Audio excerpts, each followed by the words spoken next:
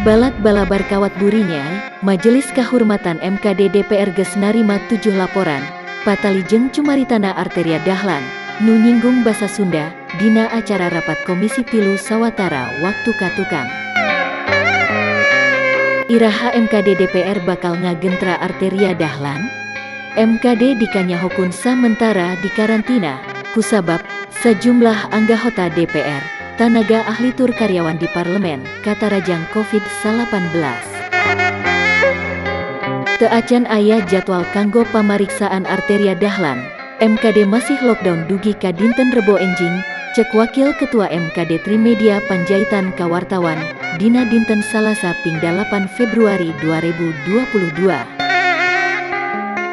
Tina sajumlah anggota DPR anu positif corona, salah sahijina nyaeta Habibur Rahman, oge salaku Wakil Ketua MKD, tur di tempat anu beda, Habibur Rahman ge ngaku, yen inyana masih positif katarajang corona.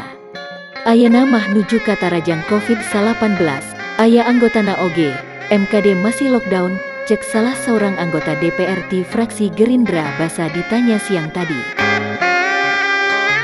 Samemehna dilaporkun, Ketua DPR MKD Abu Bakar Al-Habsyi nyebutkun, laporan patali jeung cumaritana arteria dahlan, menta Kapala Kajaksaan Tinggi anu ngagunakun basa Sunda, pikeun diganti dina proses. Cek Abu Bakar, MKD narima 7 laporan, ngeunaan eta cumaritana politisi PDIP, nu nyinggung basa Sunda.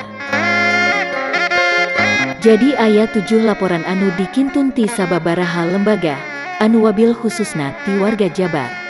Engke ge bakal diolah, inyana bakal mariksaan surat-suratna, naha bener ti lembaga anu bener, kalayan pangurusna anu hade, cek Abu Bakar sanggeus ngalaksanakeun kagiatan sosialisasi MKD di Polres Sukabumi, dina dinten Senin 7 Februari kamari.